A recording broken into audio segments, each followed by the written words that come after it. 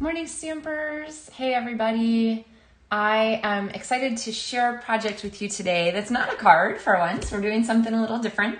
We are actually making a box, and the box we're going to do is an origami box. And in the blog post for today, I will go ahead and share like a link to the picture of how the steps to make the origami folding if you want that. And otherwise, I'll show you how to do it in the video so you can follow along, pause as needed, go as you go at your own pace. And the box that we're going to do is very cute. It's traditionally called a masu box. It's a Japanese origami box, and I learned about them on the internet, which is always a great source for information, but the history is that they were used to measure rice in like the Japanese feudal period. So in like up to the like late 1800s, actually, they were used to measure rice for all kinds of things. And so it's a really cute little box. Those were wooden. This is the origami version, but it's a really cute little box. It folds together beautifully, and it's really fun to decorate. So we're going to decorate it with, I know for Halloween this is feeling weird, but the bee builder punch. So if you haven't seen this trick yet, I saw one posted by Tracy Bauer, so I'm super excited to share it. And that is to make a pumpkin with the bee builder punch. So we'll be using the More Than Autumn stamp set. I know I featured it last month, but I just can't put it away. It's so cute. And it's perfect for our project today. So, hey Joan, hey Tanya. Thank you. Yes, I have my pumpkin top on just for the occasion. And if you guys are ready, we're going to switch our camera down and get started here with our folding. So, Designer Series paper. This is from the Dandy Designs paper, and it is on the Stampin' Up! Clearance rack. So I'll show you another design with this too. But this one has, it's like one of the giant paper packs. And it came like this, here you go, with all kinds of fun papers in it. So if you were going to make a bunch of these boxes, I'm pretty sure this is 48 12 by 12 sheets. And since it's on the clearance rack, it's a really great time to snap it up. So there's a link in the video description for clearance rack if you want to check that out. And we are going to get going here with some folding. Hey, thanks, Sue. All right. So I'm going to keep my grid paper handy. It doesn't really matter. We're not actually measuring with it, but we are using it just as a little bit of an orienting kind of direction piece here. So, all right, we're going to start here with our paper. The part that you put down will be on the outside of your box. Now, this paper is particularly handy because it has a grid that lines up with all the folding that we're going to do, and it's just going to make our lives extra easy. So, I am going to fold here. We're going to fold an X, and then we're going to fold a plus. I'm actually not going to use a bone folder, but I am going to be very deliberate with my folds to make sure that I get really nice, crisp folds. Sometimes I find with Designer Series paper and a bone folder, I can get little extra cracks that I don't really want. So I'm going to go ahead and stick with not the bone folder, but going ahead and lining up very carefully and making sure that I thoroughly crease every fold. So now we have both a plus sign and an X on our folds here, okay? So plus sign and an X. And I think actually you can see it nicely on the video. That's good. All right, next thing we're gonna do is we're gonna bring every fold into the corner. So if you're watching again later and you wanna fold along with me, you can go ahead and pause if I fold more quickly than you do. If your paper doesn't have these handy marks on it, the handy pattern, then you might have need a little more time to get everything. But I like to leave each one of these folded to the center so that I can make sure that I'm getting everything lined up right to the middle. This is one of those projects that really likes to be folded pretty exactly. And you can make it actually with any size paper. So this happens to be the 12 by 12 version. All right. Hey, Mary Ellen. Hi, Terry. Okay, so we're going to open those back up again. And now, no, actually, we're going to leave them closed. We're going to leave those closed. And now we're going to fold into the center. And this is where I find my grid paper so handy. So what I'm doing, you probably can't see, but I've lined the score lines up on each side here. So now I know where I'm going. So I can use my grid paper as an extra visual on where to fold because I'm folding these sides to the center.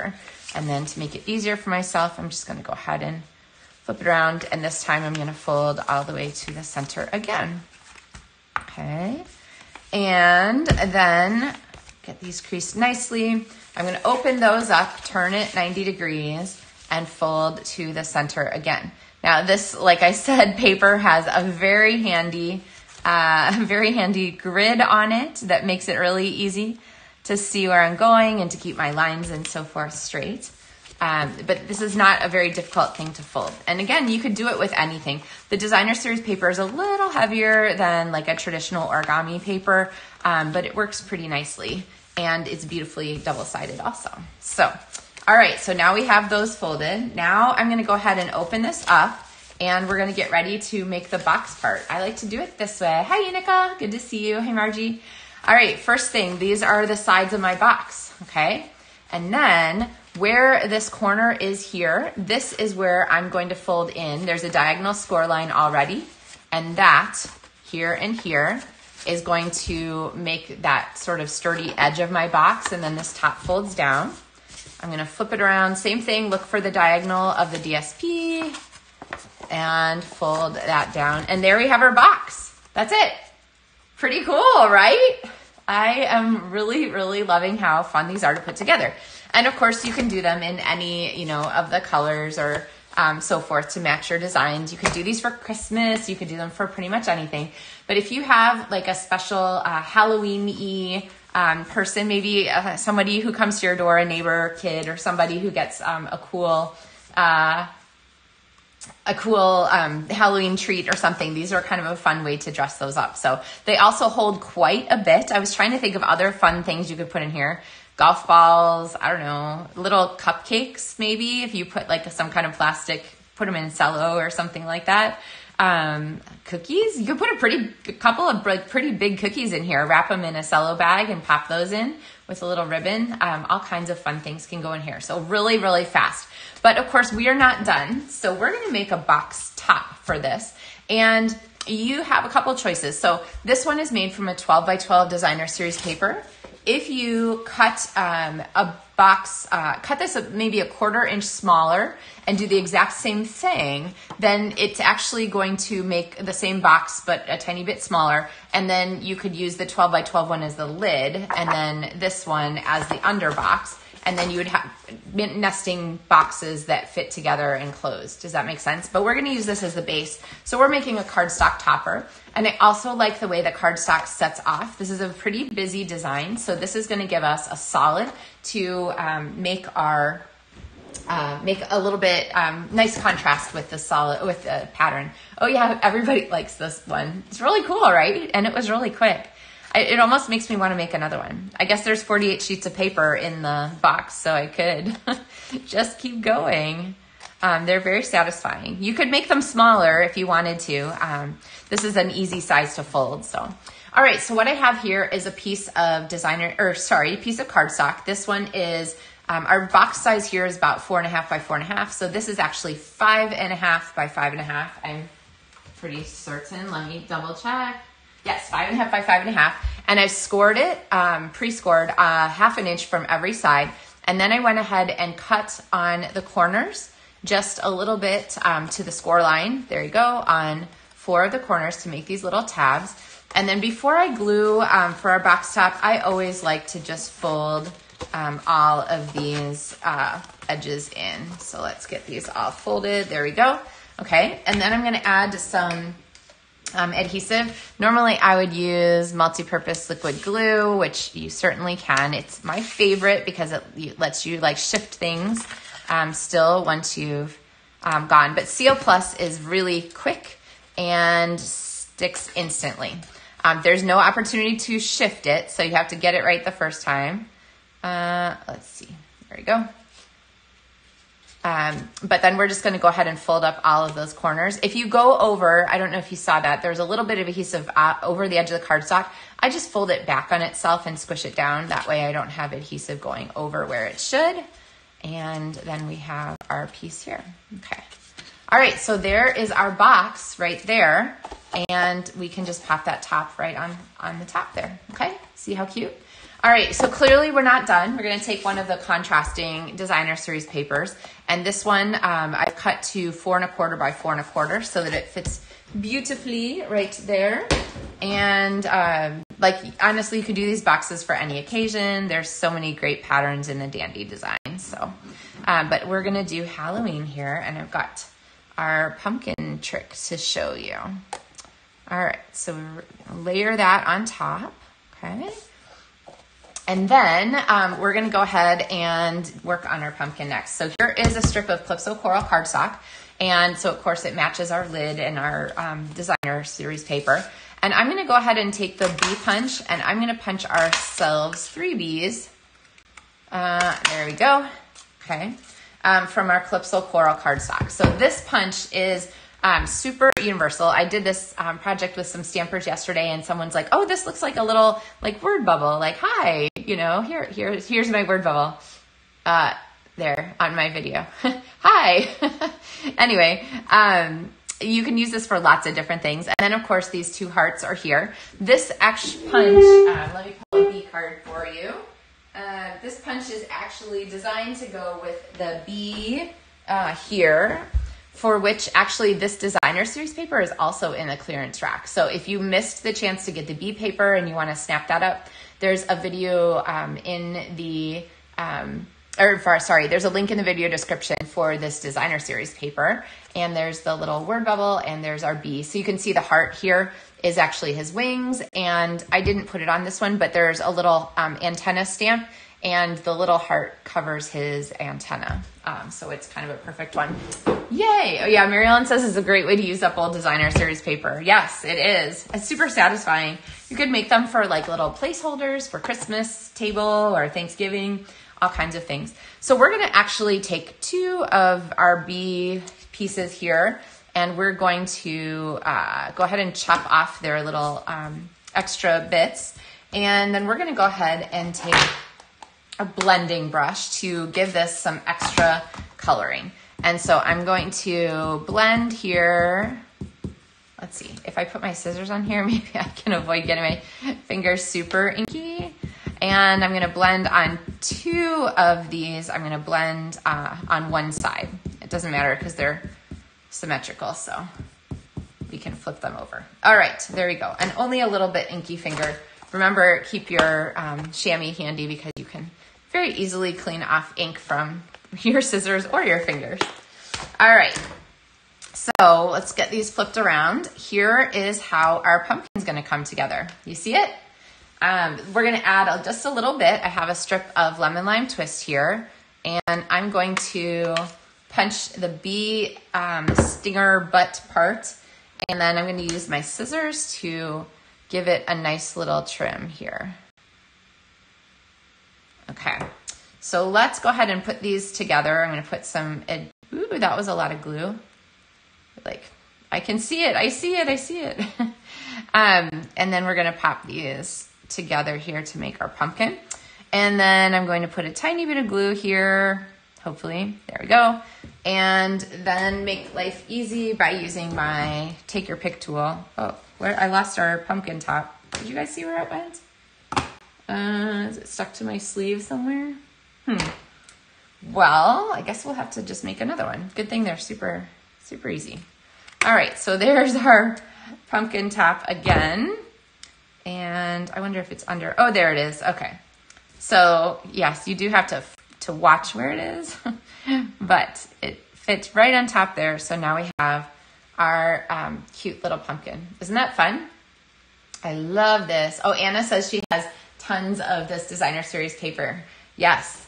And the Bee Builder Punch is amazing. Oh, Mary Ellen said she has a retreat coming up with some girlfriends, and she's going to make treat boxes for them now. I like that. That'll be really fun.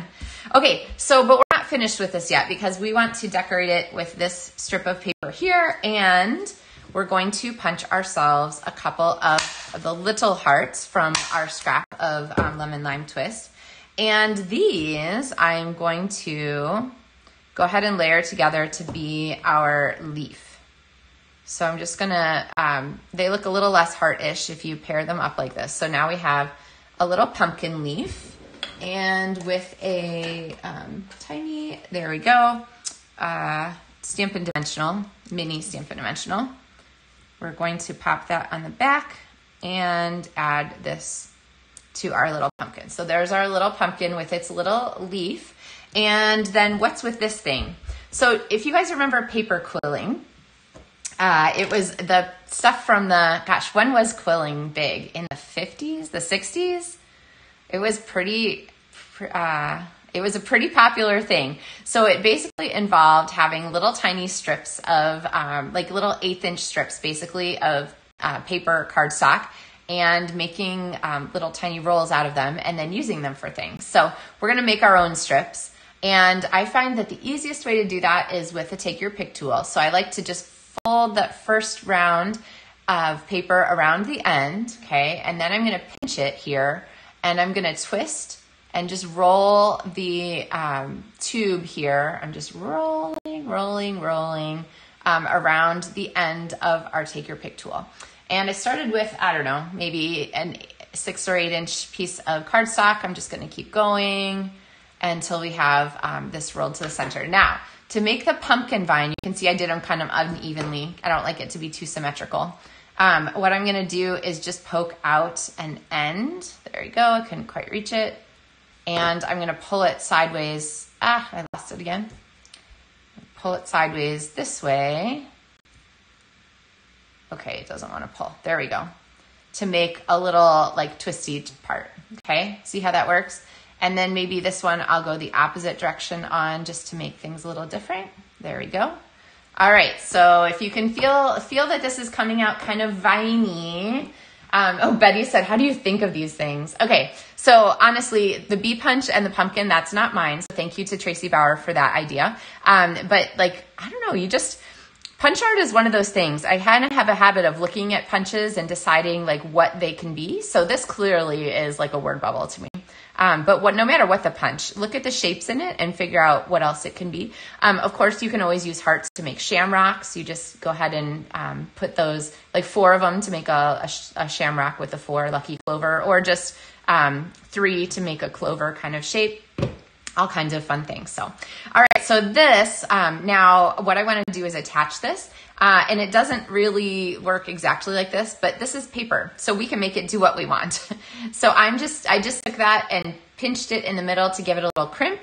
And so now it tucks beautifully here under a corner of our pumpkin, okay? So I think the easiest way to attach that, of course, is to use Stampin' Dimensionals. And so I'm gonna pop a couple of dimensionals, whoops, got a backing corner there. A couple of dimensionals here on our piece. And I'm gonna overlap those so they cover both the pumpkin and the backing. Okay, so where are we gonna put this? Oh, I squished my thing a little. It's cute though, right? Like you could put this on lots of fun little 3D tag things and so forth.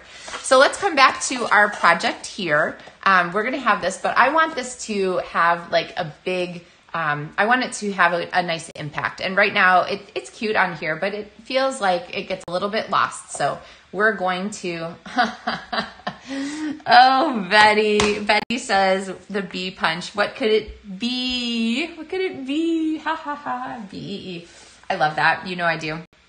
All right, so what I'm gonna do is we're gonna make a belly band for this box because the lid doesn't fit super tightly either.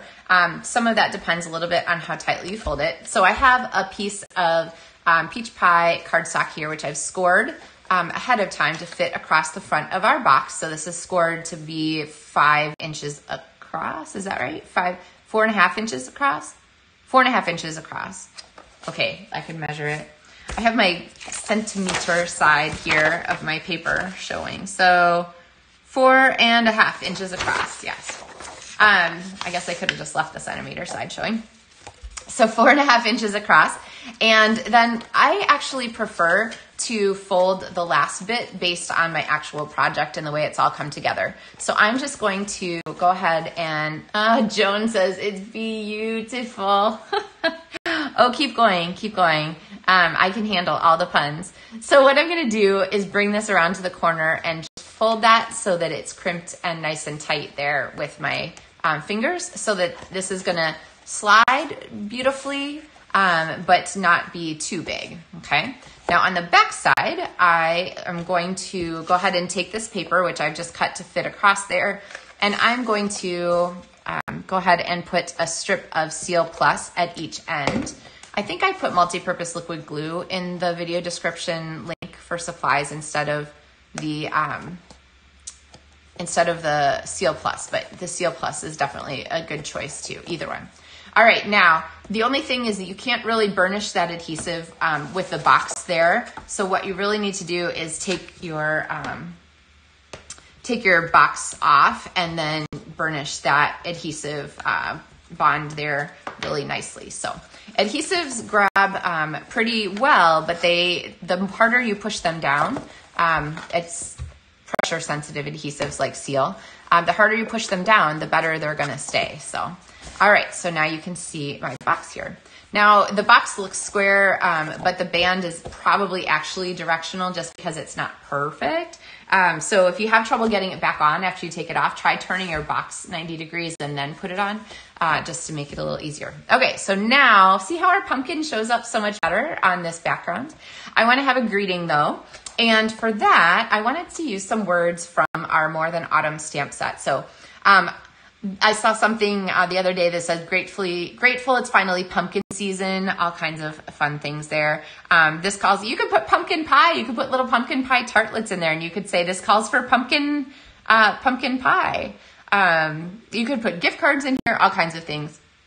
Anyway, I'm going to stamp mine and just be non-specific and say pumpkin season. So you could do this with lots of things. Here's the Labeled with Love punch that, of course, is one of my favorites this time of year and all year long. But I recently got this set of 4 dies that I am just kind of crazy about. And these are the Christmas labels dies. So let's look at these. They're 4 dies. They're very, very ornamental. This one has like an up and a down kind of with corners. This one has this fancy sort of Art Deco look. And this one's got a couple great choices. This actually is a window die, so it cuts the inside and the outside. And you can snip the corners if you want to. It stays all connected, much like this one here that we're going to use. But you could cut the little snips inside if you wanted it to be a window. So let's look at the stamps that go with this. Pumpkins in the way. If you look at like this one, it's a hot cocoa day. It actually fits with the pieces at the top and in the middle. And it's same with celebrate the holidays and always. It says, so here. It's going to go like this. Obviously not the same size, but you get the idea. So it's a really, really cute set. And all of these are sized to fit beautifully on here. This one has a slant to it. So it's sized to fit the slanty greetings and so forth, winter wishes, warm and cozy, peace on earth. These things all go beautifully together. You could even use these Merry Christmas to you, which are designed to go here, but no reason not to use them on here. This is a really cool engineered set of dies. So we're going to use this beautiful one here, which we're going to cut out from basic white cardstock through the magic of television. These little curly cues here, after I cut these, I was thinking, oh man, those would be super cute. You could cut those from the lemon lime twist cardstock and then have those be the curly cues for your pumpkin. Super darling. So, but I didn't do that. You'll have to do that when you make it. Hey, Jeffrey. Hey, Sharon. Okay, so we're going to go ahead and stamp here on our greeting. And I've got my Calypso Coral cardstock again. And like I said, we're going to use pumpkin season. So I'm going to stamp on the diagonal here to match the diagonal of the greeting. And I'm going to kind of squish those up just a little bit towards the top so that I have room to add our sweet pumpkin underneath, okay? So here's our little pumpkin season. All right. And all kinds of extra pieces in here. If you haven't watched the More Than Autumn project videos that I've shared, let me see if I have all my projects. You're going to want to check those out. This one here was one of the same stamp set projects. And this one is shared. So if you missed the tutorials for these, you didn't place an order with me last month to get that as a PDF.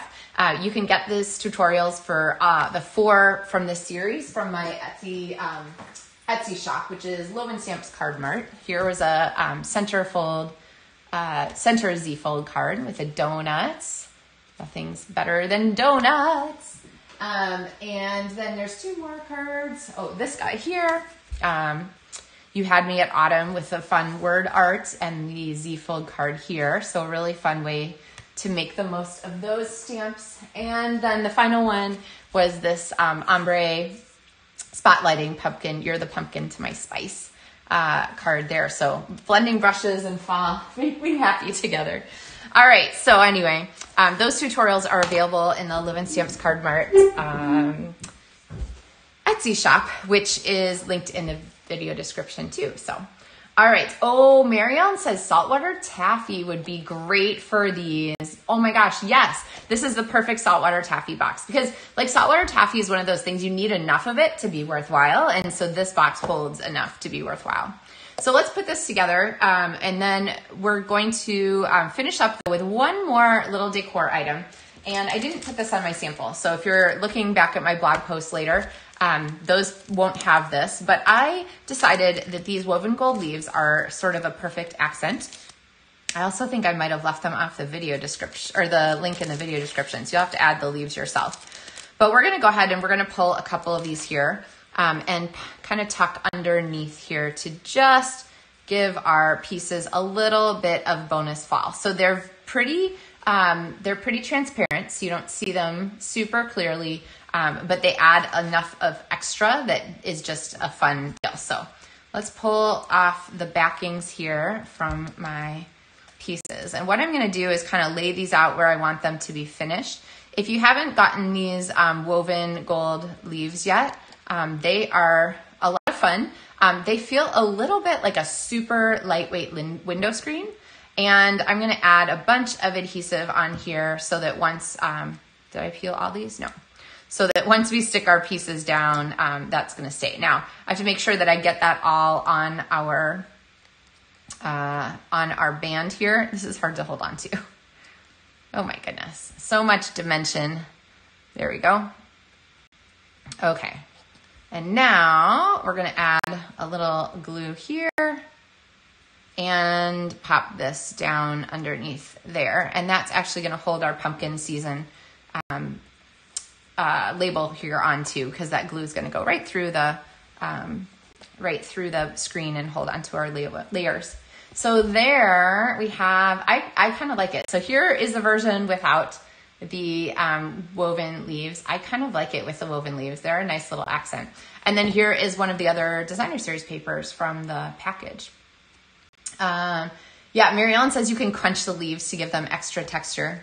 Yeah, if you kind of squish them up and so forth, they have just a little bit more dimension to them. So you can do kind of lots of things. They want to stay leaf shaped. They don't necessarily want to stay in the form that you put them, but you can also fold them in the middle. Some of them have like a little fold to begin with. So lots of cool possibilities for these. And you get just a billion of them.